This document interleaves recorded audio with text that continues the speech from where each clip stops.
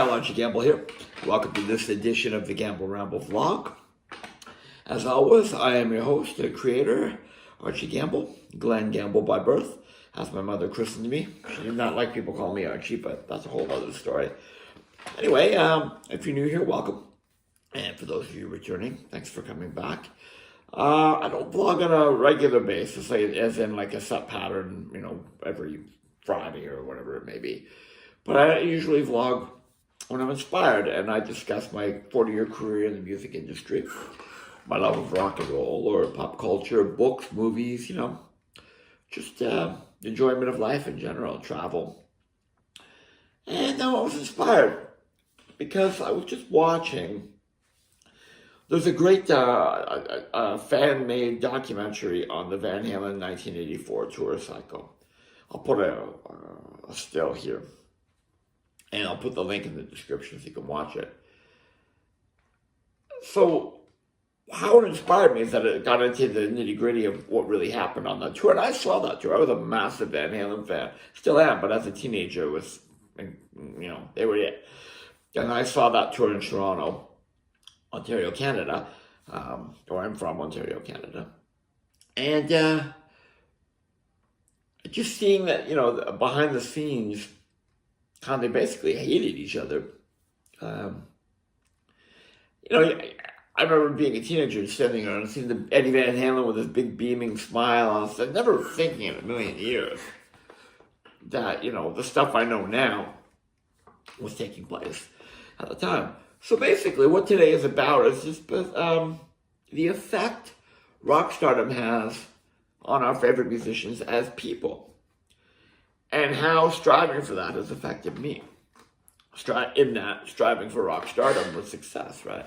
And a lot of people are very, ashamed to say they wanted to be a rock star. I'm not. I'm blatant about it. I fucking totally wanted to be a rock star. Still do. But I've let the dream die. And I'm a working musician. And, if you shoot for the moon and land on the stars, well, that's all right, So, yeah, aside from being a musician I've been a musician for almost 50 years. I've been a professional musician for 40 years this year. I've always been a fan, and one of my hobbies and things I like to do is read music-related biographies. And I wouldn't be surprised if I've read over 1,000. I've had a couple of separate collections that I've sold over the years that have been in the hundreds. The last one, when I moved when I left to do cruise ship work for a few years, I sold everything. 3 7-foot tall cabinets full of books. I had over 500 books in that collection. I had another book I sold a few years before when I moved to Florida for a gig, and that had 350 books in it. I've got 2 iPads that have Kindle and Kobo on them, and I've got over 600 books in there. I've read over 1,000 music-related books and biographies. And I'm a bit of a trivia nerd, and that's my hobby, and I enjoy it. It's interesting to learn the minutiae of what makes our favorite musicians tick.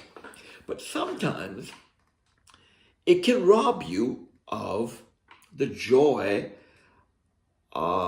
maybe the joy of adolescence. And the innocence, and by that I mean the innocence of not knowing these things about your favorite artists.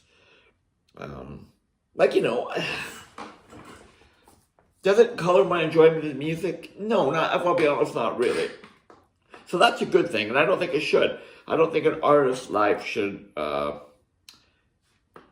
make you devalue their art or look at it any differently. Even though I'm fascinated by their lives behind the scenes, if that makes sense. But I can still, Chuck Berry liked to hide cameras in women's toilets. But I can still listen to Sweet Little 16 and love that. So, it's a complicated issue in many ways. But people are complicated by nature, and artists of any type, including musicians, are usually extremely complicated people with varying degrees of emotional maturity and stability. So I find it fascinating, the conundrum or the contradiction between the public face and the person, and the art that supersedes, or the art that meets in the middle between the two. So this might not be something you enjoy. You're welcome to if you don't want to stick around for this one, I'm not talking about any particular band or my career, but I am talking a little bit about myself, interwoven with my love of music. So, getting back to the Van Halen thing, I've read several books, pretty much all the books there are out there on Van Halen's career. And most recently, of course, the Alex Van Halen book, Brothers, which was a good read. Not great, but it was good, and I enjoyed it. Between that, watching this, it just got me thinking. It just like the Van Halen camp, by 1984, the tensions were running so high. Feelings were putrid. It just like, it's sad to look back on as a fan who was fooled into thinking that everything is wonderful. And to see how some of my heroes actually were as people. And if I have to be honest, the Van Halen brothers came across as not very nice. Now, I don't know them, so there's a disclaimer, first of all. I've never had the privilege of meeting them. I still love them and their music. And I'm just basing this on a lot of criteria, books, of interviews I've read, videos I've seen, stories you hear in the industry and stuff too, right? Now, the music industry is not a nice place. What was it Hunter S. Thompson said? I'm going to see if I can paraphrase. I'll paraphrase and see if I can quote this. The music industry is a long plastic hallway. That's all I remember. Something about a trench where good men die by the side of the road. And he's basically right. It's full of a lot of people, traditionally going back to the beginning of it, who had no artistic ability, taking advantage of people that had no business ability. And, voila, right? The guitar man got famous and the businessman got rich. Bon Scott encompassed it in one line. So, oftentimes, people are human, and a lot of great musicians, here's the funny thing, as fucked up as they might be as people, their vulnerability comes out in their playing. That's why they're able to put such emotion across. You're going to laugh, but look at Karen Carpenter. I've always considered Karen Carpenter a blues singer. And I'm going to laugh at me, but she's able to put across sadness, the blues, the emotion of that. Better than, she's not Big Mama Thornton or anything, and that kind of blues singer, but she can put across a sad blue emotion almost, if not better than anyone. And she lived it. She had a sad and vulnerable life. She was a complicated person, and her complications caused her to die prematurely. So, getting back to the Van Halen thing, okay, what I would love? I would love to see Michael Anthony write a book, the bass player for Van Halen. Because he always takes the high road in the press. He's taken a few little pot shots at David Lee Roth, but David Lee Roth has taken more shots at him, to be fair.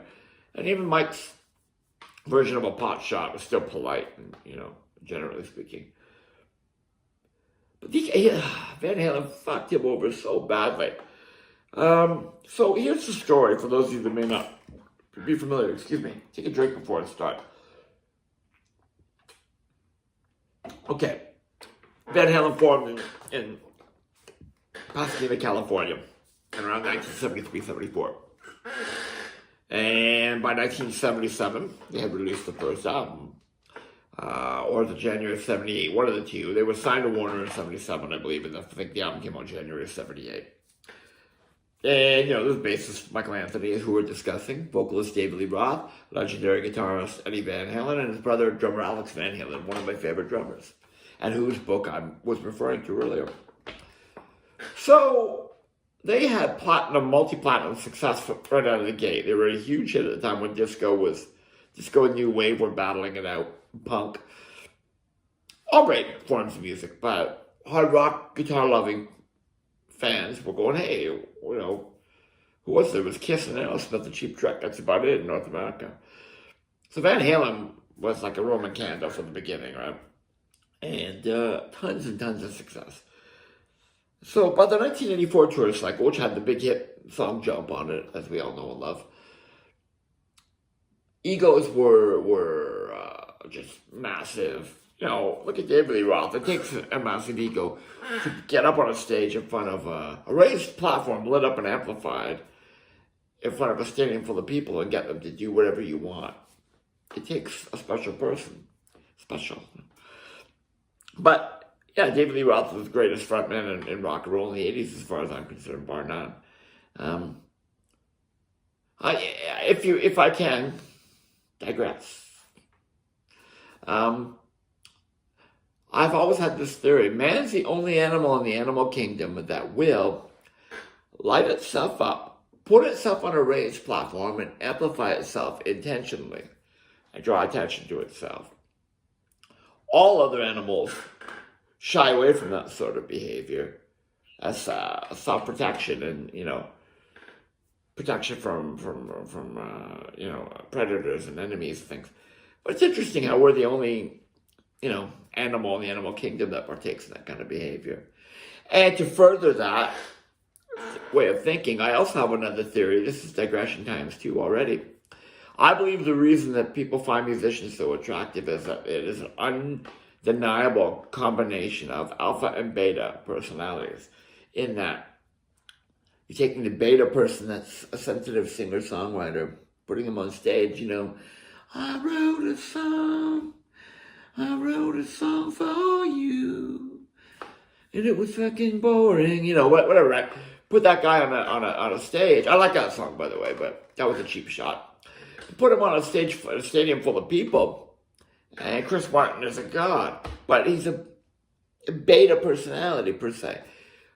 But it's a very alpha move to do that. So it's like when the chocolate meets the peanut butter, right? You put the alpha and beta together, and a man and women are going, yes, because he's beta up there on stage, strong, and he's sensitive and singing right to me.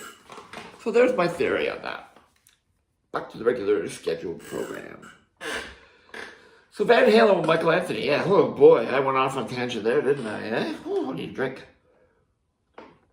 So Michael Anthony, Van Halen had always split everything 4 ways. All the album royalties, live revenues from touring, t-shirt sales money, which was a huge source of revenue for Van Halen. We might touch on that. And songwriting, publishing, which is literally what it sounds like. It comes from, originally, publishing companies would sign an artist to a contract where they would agree to put their music out as sheet music. This is before there was the radio. The only way music got around was if you heard a live performance of a song, you went to a store and bought the music, went home and played it on the piano for radio and pre-recorded music. So that evolved into royalties from album sales, radio play, live performance that are paid to the writers, and it's the most lucrative part of an album sale. When you of an album sale to an artist, when you buy an album, they make the most money off of the songwriting. Van Halen always split those 4 ways: the song publishing 4 ways and the revenue 4 ways. So in the 1984 tour, during the tour, they're all fighting, and Alex Van Halen was a full-blown alcoholic, and he was a cocaine addict and alcoholic. Roth, excess and everything, but an ego addict, basically a fame addict. And Michael Anthony's this steady guy who had married his high school sweetheart, literally.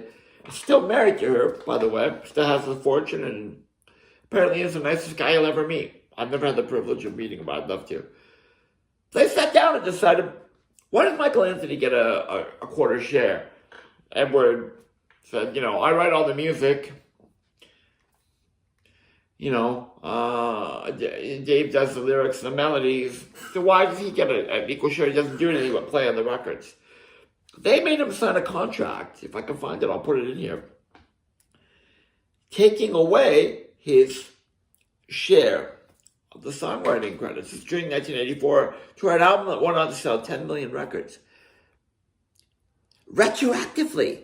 So he not only didn't get no money from the point that he signed the contract onward, they took his royalties back for the other millions of copies that 1984 had already sold. It was a vicious and cruel move. Now, I'm going to say this. Sammy Hagar recently came out on the Steve-O podcast and said that they never enforced the contract. But the contract was signed, and I'll put it in here. I'll find it, put it in here. Just the fact that they did that to someone that...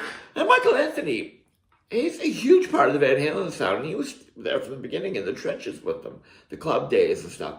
His great falsetto harmony vocals, his solid bass playing, not just solid, but musically creative. Listen to Michael Anthony on the Fair Warning album. That cat can play. He was allowed a little more leeway on that record. And they turned around and did this to him. Robbed him of millions, or attempted to. Again, they say it wasn't enforced. Of millions of dollars out of spite. So here's something that the Van Halen brothers put that on. In fact, and David Lee Roth went along with them. This is something, and it pains me to say this. It reminds me of Gene Simmons and Paul Stanley.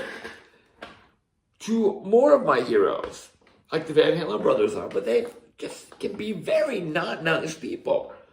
Under the disguise of business. They always call it business. Gene Simmons in particular will do some fucking asshole move. I go, well, it's just business. Well, fuck you. You're a human being, and these are people's lives you're affecting. How do you think Michael Anthony felt? By the way, they made Michael Anthony sign that contract on his birthday. Yes. I'm dead serious. I think it was his 30th birthday. They made him sign that contract. That he would give up his share of writers. Anyway. It makes me look at Eddie and Alex Van Halen and go, what the fuck? You see Edward Van Halen, especially back in the 80s, that beautiful smile playing like effortlessly. And he looked like someone you wanted to hug and be friends with. And Al was so cool with his shades and hard-hitting and drinking beer and pouring it all over his drums. To find out they could be not very nice people hurts. You know, I was in a Kiss tribute band, some of you may know, called Alive. It was very successful. They were the best Kiss tribute band in the world at one point in time. And we toured with Kiss. We did something like 9 shows on the convention tour. I was around for 9 shows on the convention tour in 1995, and we played with Kiss open for them. So we got to see things behind the scenes. And I've seen some not so nice behavior. It's funny because Tommy Thayer, who ended up being guitarist in Kiss, was tour manager on that tour. And I've seen Paul Stanley yell at him and basically demean him in front of a whole bunch of people. And some little episodes we won't get into, but maybe we'll talk about it another time. But to see it was really strange. There were also days where they were really cool. We would hang out. We'd go out with them to a club. Las Vegas, we did it. Salt Lake City, we did it. Go sit and Gene would buy people beers. He said, would you want a beer? And he didn't drink. He doesn't drink. Buy a lap dance. I never partook, but he offered. He goes, do you want to dance from her? Very generous with his time. He's a human being, and I get that. But you see a business move where, you know, like, okay, I can't say this is legit. It's rumored. Paul Stanley and Gene Simmons have denied this, to be clear. It's rumored, though, that when their drummer, Eric Carr, who replaced Peter Criss, was in a hospital with heart complications that ultimately led to his death. He had a form of cancer of the heart that was very rare, and a finger-sized growth that was going in and out of his heart. And ultimately, it led to him dying. It's rumored that Gene and Paul had him sign a form of some sort that what essentially happened was that he lost his health insurance via the corporation. So he gave up his place in the corporation or something, and he had no health insurance and was, you know. Eric Carr's sister has been vocal in saying this for decades, and that's what happened. Loretta is her name. Gene and Paul have claimed otherwise. Publicly said, no, we covered his health cost, his hospital bills and called health insurance to the end. So, you know, but the point is that deeper I get in the industry, like looking back on it now that I've been in it for so many years and I've toured with some of my heroes, and you know, in this industry, like any industry, people talk. You know, always treat promoters and techs great, by the way, people, because when you're on your way down, they're going to talk to you about the people that are on their way up. I've heard stories about people in this industry that just would curl your hair. Like, I mean, there's some Canadian artists that are universally, or at least across Canada, because they never made it universally, disliked by promoters, road crew. And, you know, I won't today. Another time, maybe we can talk about that. But it's just interesting to see. I mean, you lose some of your youthful innocence, I think, when you see this behavior from people that you really looked up to and idolized. See, at the same time, the music industry is also one of perception. Right? Perception is everything, an image. So of course, there's a carefully crafted image that is put forth to the public, and then when everyone has a bad day or they do something that is shitty business-wise, but they have to do it for their own reasons, it puts a dent in the armor of their good image. That happens, and as I said, I made up my mind long ago. I met enough people that were unpleasant, actors too, to know that I can't let it affect how much I love their art. But it's interesting to see, because to me, if you are in a favored position like that, and let's not forget this right now, ladies and gentlemen. Don't ever get my stance on this wrong. If you are successful at what you love, you should be the nicest person in the world, because you are lucky. 90% of the world hate what they do. They hate their jobs, they hate their boss, they don't like their life very much. But they do it for their kids, they do it for survival, for other reasons. You hear some asshole complaining about the backstage temperature not being correct. And there's a Japanese salaryman who spends 18 hours at a job and then commutes an hour each way, 6 days a week. That's his life. If you're in a position where you've been given the gift of success, even though you worked your ass off for it, that's fine.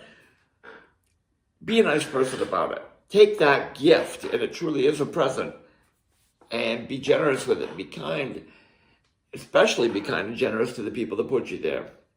So this is something that might touch a nerve with some people, but it's always bothered me. I understand, but I don't always necessarily agree with it. Neil Peart from Rush, the amazing, legendary, professor on the drum kit, was a brilliant man, and apparently a very good, nice man, and a good friend. People that knew him have said, he was a loyal, solid friend you could always depend on. And he was a shy person, and I understand that. Sometimes, just sometimes, his stance on his fame bothered me. He wouldn't do meet and greets. He wouldn't do... Alex and Getty were very, very friendly people that would go out of the way to meet the fans.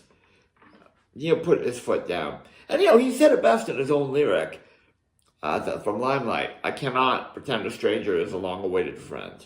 Fair enough.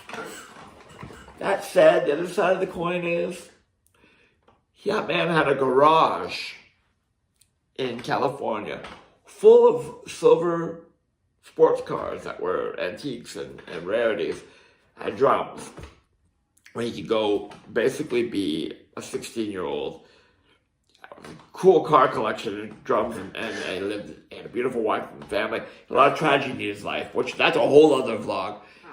So don't get me wrong, I respect and love that man. He was a legend, and God love him. And I'm sure he was a very nice person. But that would bother me a little bit that he couldn't accept that. That's part of the job. And I'm sorry, I do have a bit of a firm stance on this. You don't join the army and complain about the push-ups. You know what you're getting into. I want to be a musician, I don't want to be famous. Well, it's part of making your living at that level. If you're going to accept the checks and you're going to accept the mansions, then you accept the other stuff and you be gracious about it. So I felt, and this is just again, at times, not always, that he could have been a little more giving with fans and stuff. I've heard stories where he flat out refused, to sign stuff and things like that. Granted, I wasn't there, and granted, I've never met him, and also, who knows? I can imagine if you're a parent, you're out with your family. There's actually a story he tells in one of his books. He says, someone ran into him and his wife, his first wife and daughter, at Disneyland, I think it was. Said, aren't you Neil Peart from Rush? And he said, not today, I'm not. And walked away with his family. I get it. On that day, he was dad, taking his daughter around, and that's fair. I wouldn't have handled it the same way. So, maybe I should, step back a few paces and say it never bothered me. I just felt it made me scratch my head sometimes. I go, if that's your biggest problem, anyway, rest in peace, Neil Peart. He was a freaking legend, apparently the sweetest man alive to the people they loved and a loyal friend. So please don't misunderstand what I'm saying. I'm talking about fame and its effects on people, right? Within the music industry. So please take that in context. Nothing but respect. So yeah, I look back on it now, like I said, I've never had any, people that are too cool for the room will say, oh, I'm not a rock star, I'm a musician. Oh, fuck off. All of us of my age grew up in the 70s loving Kiss and Van Halen. So we used to read Circus Magazine and Cream Magazine, Hit Parader, and we wanted to be rock stars. I did. I've never looked at that as a dirty thing. I always saw myself as being a monogamous, giving, friendly, cool rock star, That's what I wanted to be. Did I get there? No, but I've played with rock stars. I don't have any multi-platinum albums, but I played in a multi-platinum band, So I've always looked at it like this, I got to peek around the velvet curtain, and spend a little time around there, and it was cool, but I've met some not nice people there. So, it begs the question that, let's look at successful people in other fields. Like, if you work at a bank, does your boss owe you anything other than being a good boss? If you see him outside of work and he's an asshole, do you have a right to say, well, fucking, I don't want to work for that guy? I don't know, I kind of went off the beaten path there, but I think you know what I'm trying to say. It's just perception and personality versus job, right? And it is a job at the end of the day. Fame or no fame, it's the end, I consider myself a working musician who's not really working right now, but that's a whole other thing. That's changes in the world, and I'm making changes to make that change. So, yeah, I don't know. Tell me in the comments if you've ever met any of your idols, and if in fact they've let you down, or surpassed your expectations. See, there's another thing. I've met a lot of people I've idolized that just blew me away with how cool they were, And that's the difference in the middle. Like, I met Ace Frehley several times, and I partied with him and hung out with him. And he's a sweetheart of a guy. He really is, I don't think he has a mean bone in his body, per se. He can be thoughtless and lazy, and all those things they say about him seem to be true. But he's also very sweet at heart and very funny. And essentially a nice person, He's flawed, right? And, he was the one I always wanted to be as a kid. Peter Criss. I liked him as a drummer, but I never wanted to be Peter Criss. And Peter Criss...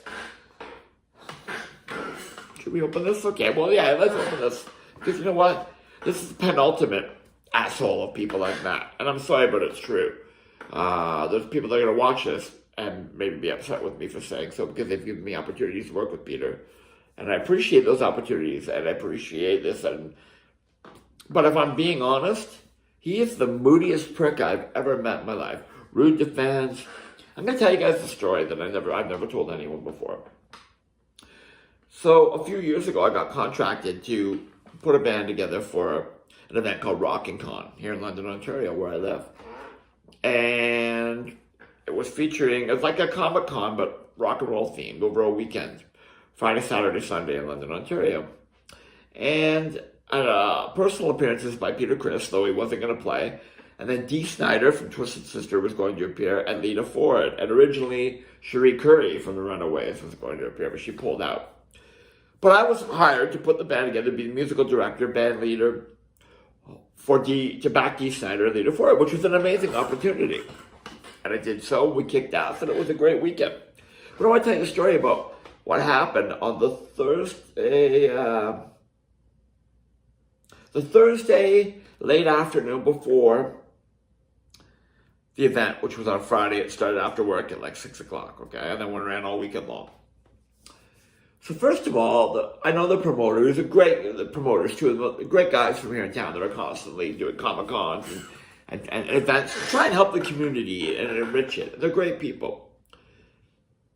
And the promoter told me that Peter Criss he's managed by his wife Gigi, right, who has a reputation of being a hard-nosed. They insisted that Peter be flown in 4 days before the show. Because he'd be tired from the flight. He lives in New Jersey. The flight from New Jersey is an hour and a half. But they made this guy, the promoter, pay for a hotel room at the Delta Armories, which isn't a cheap hotel, for, forgive me, I think it was maybe 3 days. Tuesday, Wednesday, Thursday. That's what it was. And then Friday, Saturday, Sunday for the convention, and then fly home Monday morning. They had to pay for a hotel essentially for 6 nights for Peter Criss. Because he wanted a little holiday. Why'd come to London, Ontario for a holiday? But get someone else to pay for the flight, get someone else to pay for it. He's retired, he might as well. But that was the excuse. Peter's going to be tired from traveling and wants to rest up before the event. So they flew him in on Tuesday. And they were gracious and said yes. They had to hold 4 hotel rooms aside for him, for her to approve. And this happened when Peter was in KISS. This is true too. I know this from people that work for KISS. There was a book that Peter's wife gave to Doc McGee, KISS's manager, and the row managers with instructions on what kind of room Peter had to have. It couldn't be too close to the elevators. It couldn't be,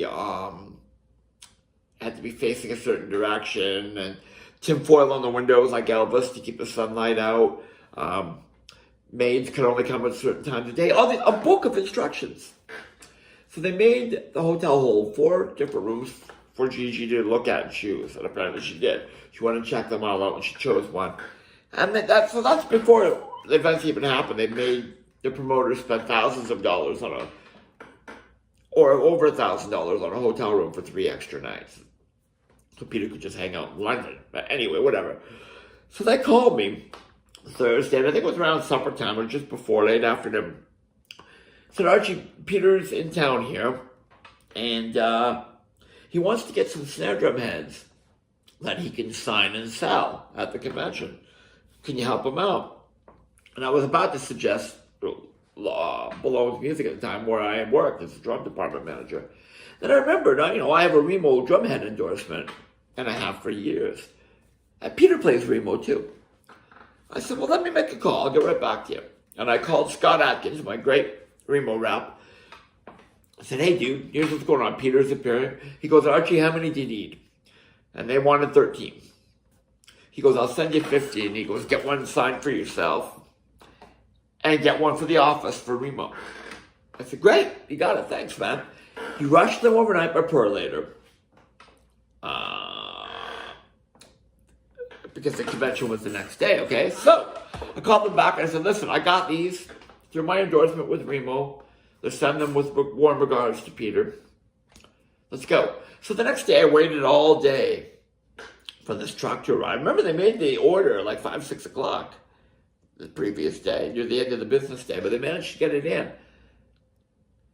Finally, at 5 o'clock or shortly thereafter, the heads arrived at my place. The convention was starting at 6, and the first event was Peter signing stuff for people. So they bring the box of heads, and I take them in the box, and luckily I live downtown London where the convention was, and I ran with them down, 15 city blocks.